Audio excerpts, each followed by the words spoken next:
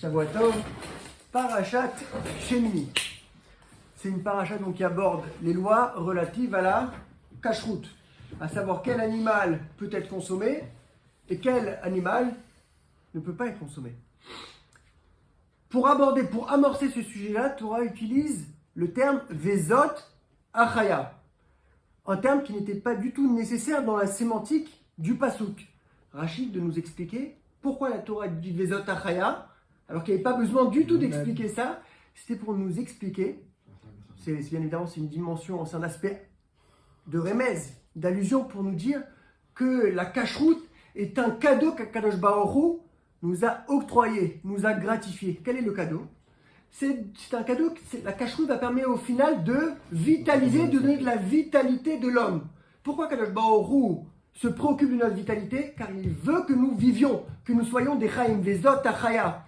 Alors que les goïms qui sont considérés déjà en amont comme des métim, ils n'ont pas besoin de cette vitalité, de générer en permanence cette vitalité. Donc c'est pour ça que uniquement aux juifs nous avons donné cette cachoute-là. Et c'est Rachid qui explique le machal d'un docteur qui va chez un patient malade et lui dit, bon, tu sais quoi, tu peux manger ce que tu veux, fais ce que tu veux, éclate-toi. Il va chez un second patient et il dit, tu vas devoir prendre tel aliment et telle quantité. Les gens se disent, mais pourquoi lui, tu lui permets de faire ce qu'il veut ? Il nous dit, parce que lui, il est mort, il va mourir dans quelques instants, on a tous les mitas. C'est bien pour ça que je ne vais pas commencer à lui enjoindre quoi manger, quoi pas manger. Alors que celui qui va devoir vivre, c'est lui qu'on va préoccuper et on va se soucier de sa consommation, tout ce qu'il va ingérer, tout ce qu'il va... Parce qu'il donne la chayout. Exactement, il y a Féméod. Et la chayout, il est nécessaire d'être donné uniquement à quelqu'un qui est vivant. Le Abrabanel va plus loin. Il explique que la kashrut, c'est à double tranchant. Comme c'est marqué, non seulement celui qui consomme un aliment pas cachère, il devient tamé, le gouffre, là où doit résider la shrina, où doit résider la shrina, la shkin betochin ou betorkol echad ve'echad, devient tamé, mais ça va encore plus loin que ça. Comme c'est marqué dans la Torah, venit metem, sans aleph, pour nous dire, cela fait référence au timtum, à l'obstruction du cœur. Celui qui va consommer un élément pas cachère, non seulement il va être tamé, mais c'est encore pire que ça, il va s'obstruer le cœur. Ce qui veut dire au final, il va acquérir une dimension, un handicap, qui va l'empêcher de comprendre le message d'Akadosh Baruch Hu. La Torah, c'est la chose au final, c'est le honnête le plus grand qu'on peut souhaiter à un homme. D'ailleurs, à ce sujet-là, il y a une personne, un chiloni, une personne non pratiquante, qui est partie voir un gadol, et qui lui a dit, Rav, qu'est-ce que vous me dites ? Je peux faire soit Shabbat, soit je respecterai la kashrut. Choisissez l'une des deux. Bien évidemment, le Rav ne pouvait pas lui dire les deux. Il réfléchit un instant et lui dit, respecte la kashrut. Tous les talmidim, les avions, ils disent, quoi ? Kashrut. Mais on sait bien que les pires condamnations sont sur Shabbat. Dans la Torah, il n'y a rien de pire que de transgresser le Shabbat. Comment est-ce possible que tu lui parles de la kashrut ? Il a. Exactement. C'est bien plus important. Hiérarchiquement parlant, le Shabbat est bien plus grave. Il lui répond, si un jour je veux qu'il fasse Shabbat, il faut qu'il y ait un minimum de Timtum Alev, un minimum de Havana. Or, il pourra arriver un jour à Shabbat uniquement s'il mange des choses cassères et pourra se purifier le cœur. Vous trouvez cette histoire très très jolie. Le Maharal, il va encore plus loin et il explique d'une autre manière la notion, la thématique de la kashrut. La kashrut possède deux signes, d'accord, deux simanim, les fameux simanim, pour rendre kasher un animal, à savoir, il faut qu'il soit qu'il rumine et qu'il ait des sabots fondus. Pas fondus, fondus.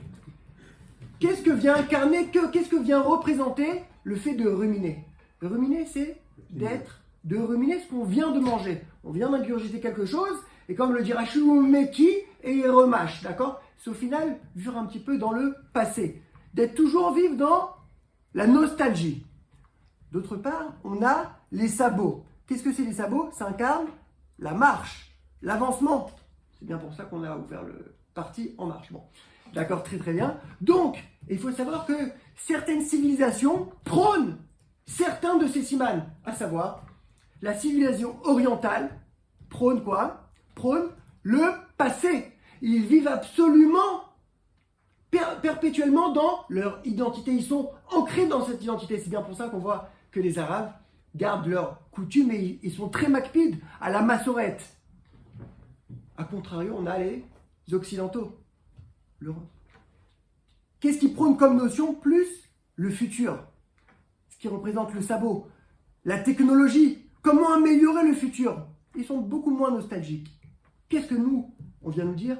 On doit prendre les deux, utiliser le passé afin que ça nous apporte au présent.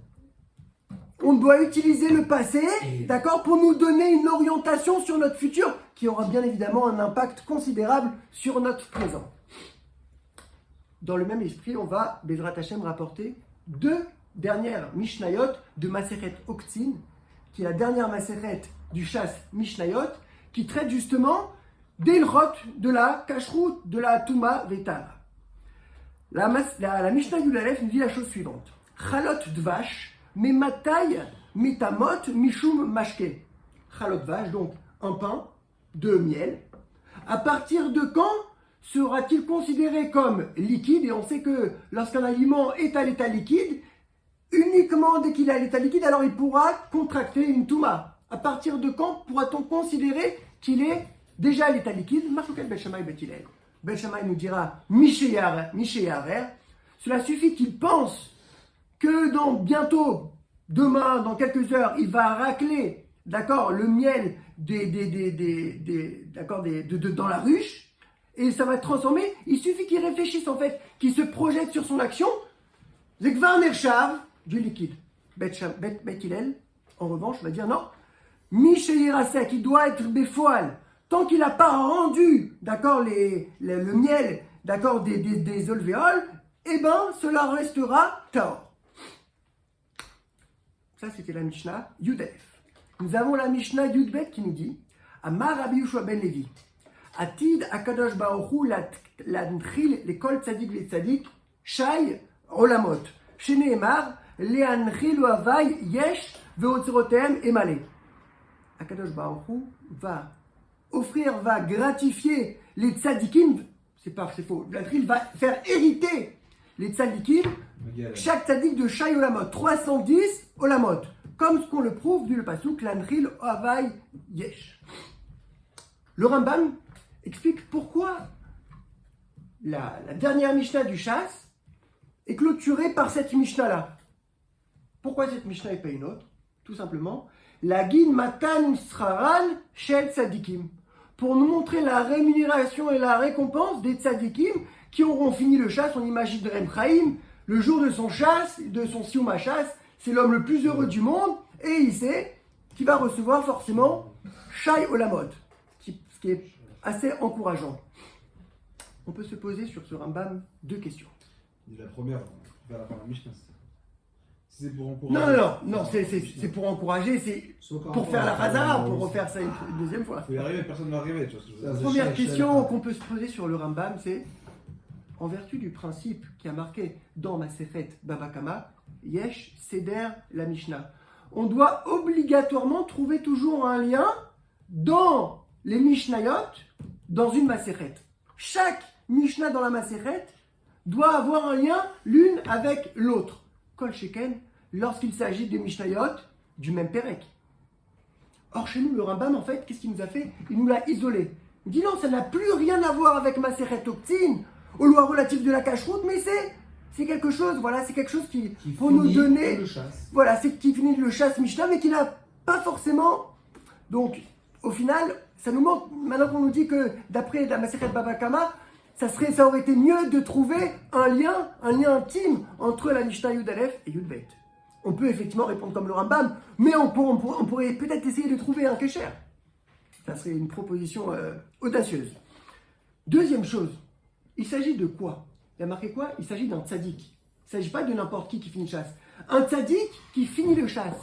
C'est pas un petit peu bas comme discours de terminer par le salaire, la rémunération? On parle de tzaddikim Mais devant qui il fait le qui sont... Devant qui il fait le sion? Devant qui il fait avec des gens qui sont un peu ignorants. D'accord. Alors, pour les faire aussi tzaddikim, il faut leur montrer la récompense. Comme moi j'ai fini, j'ai cette récompense. Même si quand je commençais peut-être il y avait quelqu'un d'autre que lui aussi, il a eu cette. D'accord, alors là on parle pas forcément le suivant lorsqu'il est avec tout le monde, même on peut te dire, cette Mishnah-là, elle est shaïret, même lorsqu'il est tout seul à la maison. Il est dans le désert, il y a fait Donc toi, alors il faut savoir que dans ma Maseret dans Pirkei Avot, il y a marqué Tzarech Shamesh et Arav, chez Lo Almenat Likabel Pras. Le but ultime de l'occasion, c'est pas de faire. Et on m'offre un pras à la fin. Le tzaddik, là, n'oublie pas. C'est pour ça que c'est à la fin et c'est pas au début. Donc tu comprends bien que je vais t'expliquer Repraïm, lorsqu'il arrive à la fin du chasse, tu lui dis que tu vas recevoir Shayolamot, j'ai envie de te dire qu'il n'en a rien à faire. Ah, tu crois ça complètement. Non. Je te l'accorde. Lui, ce qui l'intéresse, c'est de pouvoir continuer à étudier. C'est la seule chose qui l'intéresse. Mais pourquoi il étudie alors? Pourquoi il étudie? Pour faire quoi? Oh, mais c'est pas le Pourquoi vous avez. Ah, quand je t'aurais dit. Non, à Kadosh Baruch Hu. Mais tu ressens pas le. Non, t'as pas dit. Non, là, tu fais un amalgame. À Kadosh Baruch Hu va nous donner un sachar. Maintenant, nous, un tzaddik qui finit en plus, c'est pas n'importe quel tzaddik. Le'anri lo havai. C'est les gens qui travaillent par la Ahavat Hashem, par amour. Comment peut-on concevoir que quelqu'un qui travaille par amour doit avoir besoin à la fin de la clôture de son chasse, qui est le moment le plus important, le style apogée, d'accord, de toute sa Avodat Hashem, de nous parler d'argent, de nous parler de rémunération. C'est un discours un petit peu bas, au final, Béachas Tzaddik. J'arrive pas à comprendre pourquoi. D'abord, c'est pas Almenat et Kabel Sahara, parce que Almenat et Kabel Sahara, moi je pense que d'abord tu amènes un employé, tu lui dis, tu fais ce travail, tu reçois 100 shekels. C'est pas, il fait ce travail, et après il dit, tu sais quoi, tiens 100 shekels. Non. Si je veux faire Almenat et Kabel Sahara, c'est quand je lui propose le Sahara avant qu'il commence. Alors lui, quand il a commencé la Maseret Brachot, il a aucun Sahara, parce que c'est pas écrit au début. Ah, donc il savait pas. Ah, il savait rien. Il a jamais fini. Moi, j'ai jamais fini le chasse. Je ne connais jamais cette Mishnah. J'ai jamais connu cette Mishnah. Donc toi, tu faisais ça toujours l'ishma. Non, quand je fais les Mishnah, non, c'est pas que je fais. C'est tout le monde les étudie, pas tout le monde finit le chasse. On peut dire que cette Mishnah est inadaptée au mamad d'un chasse. Lorsqu'on parle de Rouhaniout, on parle de Chibour Bakadosh Baruch Hu, on parle de Dvekut Bakadosh Baruch Hu. Le bonhomme, il a été amal, il a fini le chasse. On ne parle pas de rémunération, c'est inadapté. D'accord? Bifrat, que celui qui travaille là, qui fait sa Avodat Hashem désintéressé, il n'a même pas besoin de rentrer dans sa ligne de mire ce inyan-là du salaire. Ça, c'est quelque chose d'évident. Donc c'est bien pour ça que Bezrat Hashem, on va essayer au final de reviser, je pense, les questions, elles crèvent les yeux. Hein. On va essayer de Bezrat Hashem de revisiter ces Mishnayot afin tout d'abord d'apporter un kécher entre la Mishnah Yud Aleph et Yud Bet, d'accord? Et bien évidemment d'expliquer le lien tout d'abord et d'expliquer qu'au final, peut-être que de quel salaire s'agit-il? De quelle rémunération? Essayez de comprendre de quel aspect la Torah est mitkavenet, la Mishnah est mitkavenet. Alors il faut savoir que donc on nous parle de miel. Qui font le miel dans la Mishnah Yud Aleph? Qui fait le miel? Les abeilles. Il faut savoir que les abeilles sont les servantes les plus loyales. Tout ce qu'elles font, elles le font uniquement pour la reine. C'est les meilleures aux vedettes. Elles ne pensent à rien du tout. Le miel, elles s'en foutent. Tout ce qu'elles font, c'est uniquement pour la reine. C'est ça. Elles sont là, elles sont battle ou voutalot. Ce sont uniquement des servantes. Tout ce qu'elles font, c'est pour la reine. Dans un second temps, on nous apporte la marloquette Bet Hillel Bet Shammai. Qu'est-ce qu'elle est? Quel est le yesod? Quel est le fondement de cette marloquette-là? C'est des sabots fendus, ça, c'est clair. Deux. Bet Hillel Bet Shammai, qu'un, il voit. Est-ce qu'on voit la marche Shava? Alors cette marloquette-là, c'est le yesod de la marloquette, c'est quelque chose de très connu. C'est est-ce que Azinan Batar Bekoar ou Azinan Batar Befoal? Tu connais cette marloquette? Est-ce qu'on voit selon la potentialité? Est-ce que ce qu'on prône, d'accord, ce qu'on va avantager, ce qui va nous intéresser, ce qu'on va privilégier, c'est le potentiel, donc c'est le Bekoar. Et c'est exactement ce que nous dit Bet Shammai Miché Harer. Il suffit d'avoir pensé, vouloir de s'être projeté demain à la première heure. Je vais le rendre, son miel-là, à l'état liquide, dans la mesure où il a pensé à Kolpo. Tout a déjà été fait. Parce que ce qui nous intéresse, c'est Azinan Batar Bekoar. On va selon la potentialité. Alors qu'on a Bet Hillel qui nous dit non.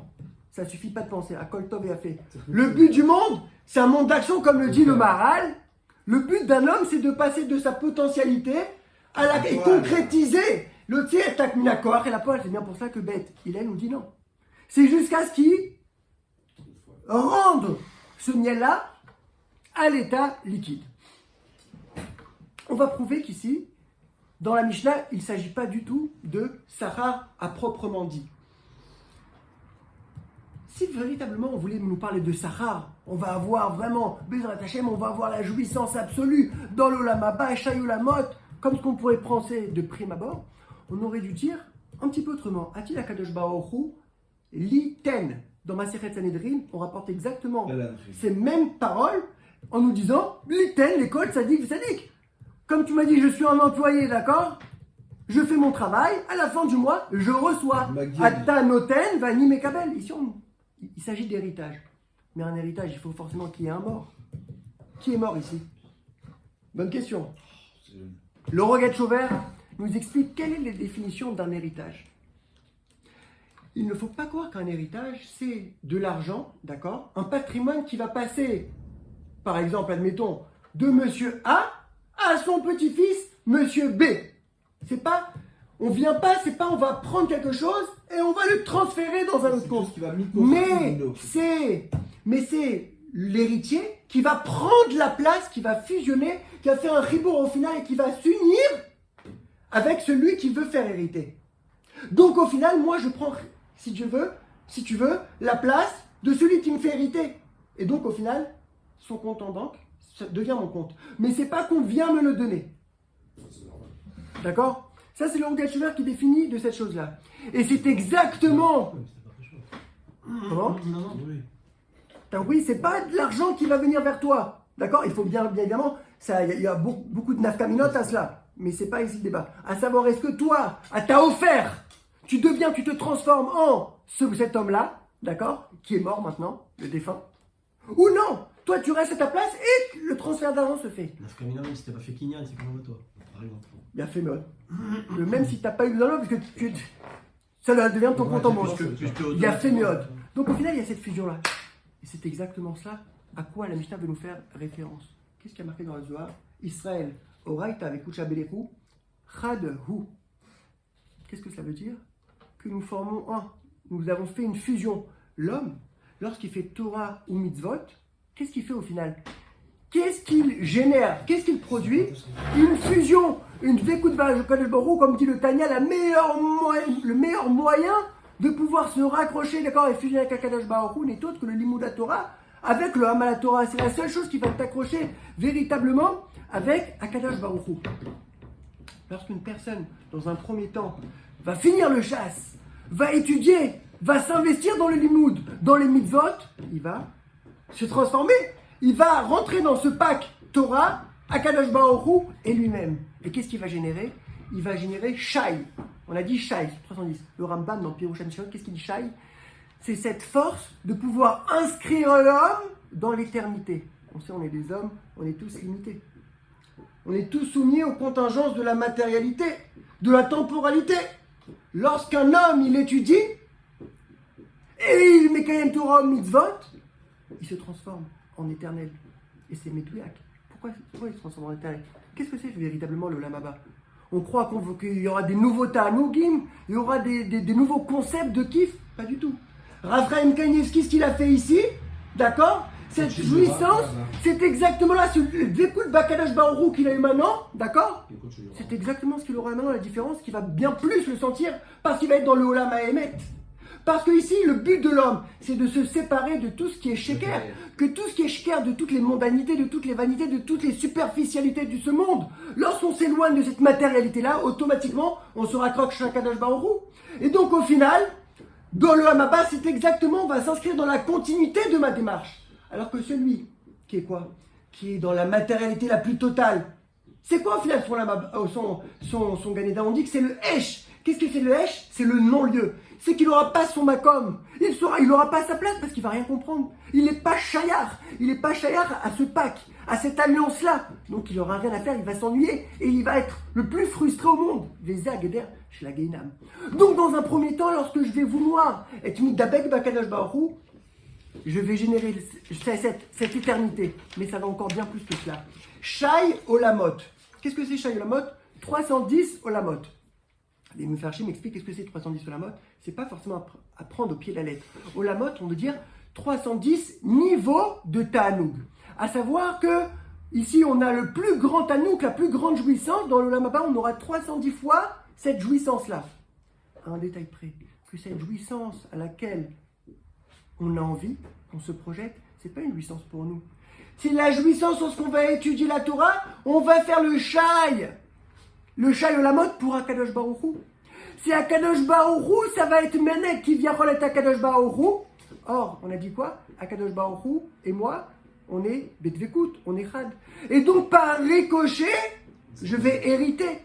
Dans la mesure où j'étais mis d'Abek, Bakadosh Baruch Hu, tout ce qui est Akadosh Baruch Hu est à moi. Donc, c'est un fait. C'est pas on te dit on va sortir de l'argent. C'est pas un Sarah, on va te donner de l'argent, non. C'est une réalité.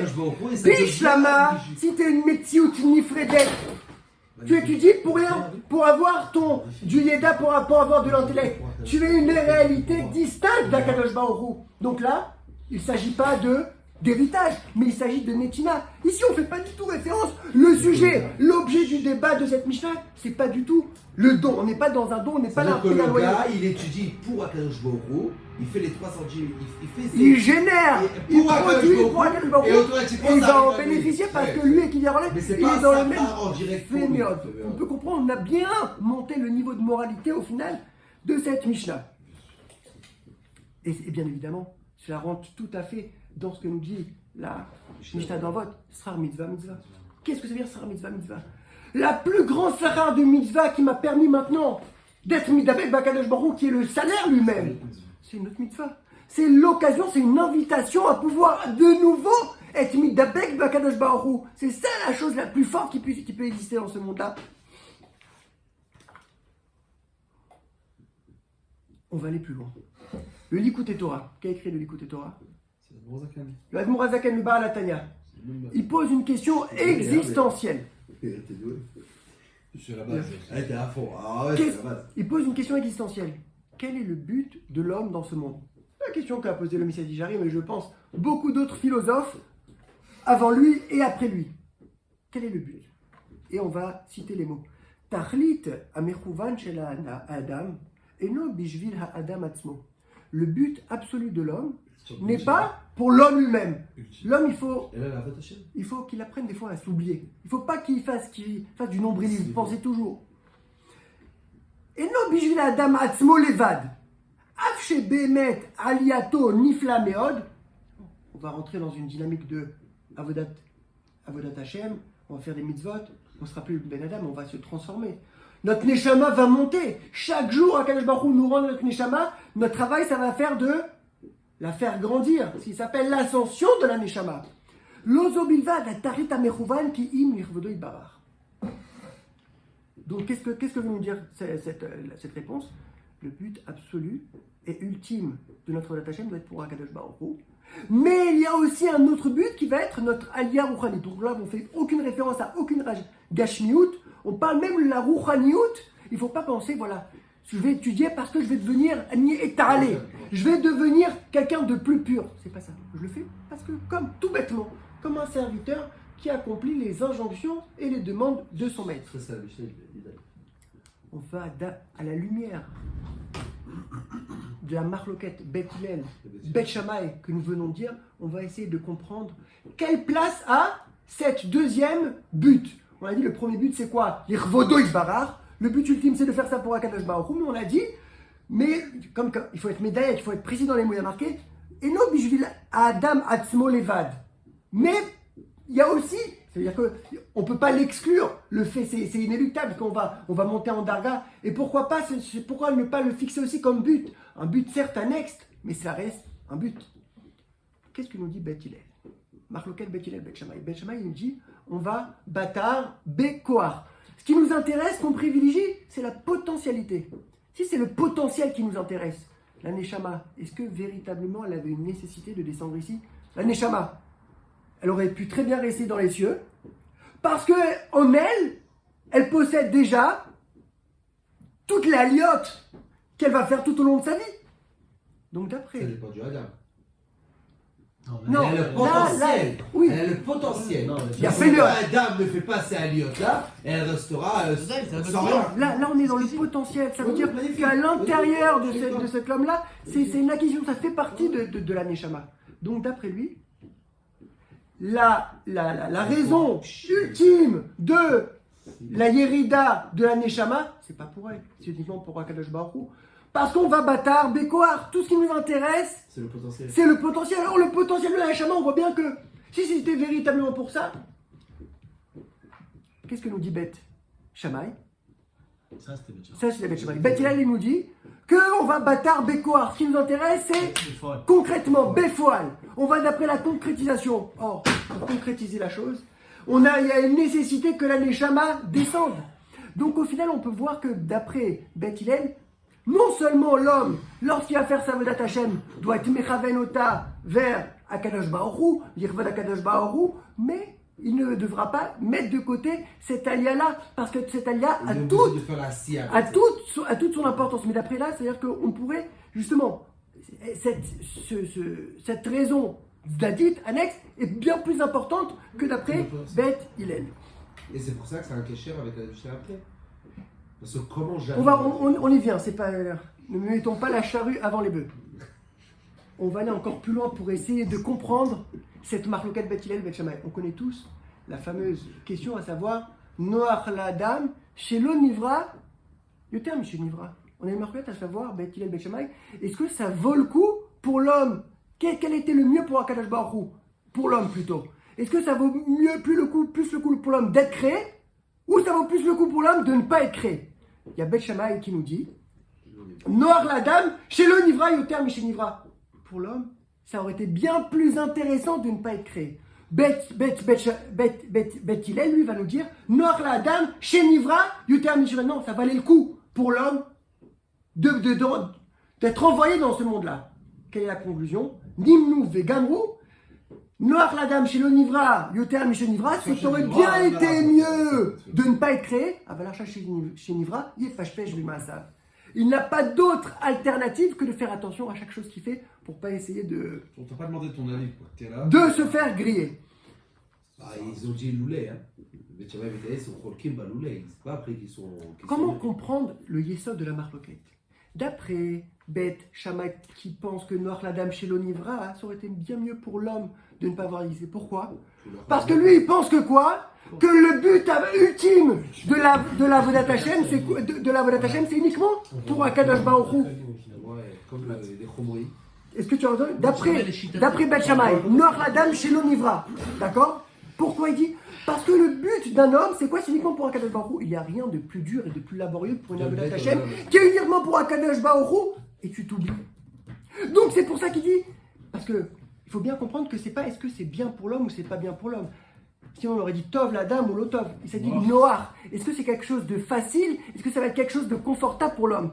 Beth Shammai veut dire il n'y a rien de pire, il n'y aura rien de plus dur et laborieux pour l'homme que d'être dans ce monde-là. Pourquoi? Parce que l'avoda doit être mechouvenet vers une avoda lishma à 100%. Même pas les Shem Matara. Pourquoi? Parce qu'on a dit on va bâtard, B, Koar. La Neshama, déjà, si elle était déjà en haut, elle avait déjà dans son potentiel toutes ces aliotes-là. Donc toute la raison, toute la vocation pour laquelle doit être un homme, c'est pour faire la Torah Lishma. Donc il n'y a rien de plus dur. Alors que d'après Beth Hillel, Noach la dame, chez Nivra. Bah oui, parce que certes, effectivement, il est d'accord que tout le but de l'homme, c'est quoi? C'est la Vodat Hashem, c'est la Sotretson, de faire la volonté d'Akadosh Baruch Hu. Mais il possédera des béquilles. Quels sont ces béquilles, Meir? C'est de se dire, je le fais pour Kadosh Baruch Hu, mais j'ai un bénéfice. Je suis olé, j'ai une satisfaction énorme, une jouissance énorme que chaque jour, je suis un nouvel homme. Je progresse. Je me tue un petit peu chaque jour et je me transforme chaque jour. Donc au final, le défi est bien plus facile d'après Beth Hillel que d'après Beth Shammai. Avec Besofo Shalavar, qu'est-ce qu'on a dit? Nimnou Vegamrou. Au final, il a été d'accord de dire que ça aurait été plus simple pour l'homme de ne pas créer que bien qu'en fait cet homme-là, il a les béquilles. Et il peut se dire, Bicholzot, la Vodat Hashem, même si tu t'aides, c'est une chose, il n'y a rien de plus dur que ça, que de travailler, de faire toute la journée, de consacrer sa journée et ses moments à la Vodat Hashem, quelque chose qui relève de la métaphysique, quelque chose que nous ne voyons pas, n'oublions pas que nous restons des humains, et des humains sont dans la matérialité, et il n'y a rien de plus dur que de se faire des représentations spirituelles dans la tête afin de nous motiver. Mais tout cela, et donc d'après cela, toi qui voulais maintenant comprendre on a compris exactement le kécher entre chaque chose. On démarre avec le miel.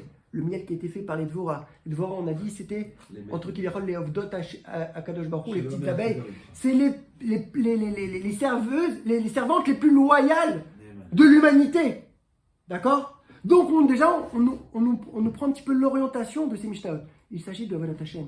La Mishnah dans Yud veut nous parler de Avodat Hashem. Ensuite, on a la marloquette Bet Hillel Bet Shammai. À savoir, à travers le Likutei Torah, à savoir sur quoi on va mettre l'accent. Qu'est-ce qui devra être? Sur quoi on va mettre l'accent? Quel poids donnerons-nous à cette ascension de la Neshama? Est-ce que c'est quelque chose d'important ou c'est pas quelque chose d'important? Pour au final clôturer avec quoi? Avec la Mishnah qui va nous dire Atid Akadosh Baruch Hu le'anchil lechol tzadik v'tzadik shai olamot le'anchil ohavai.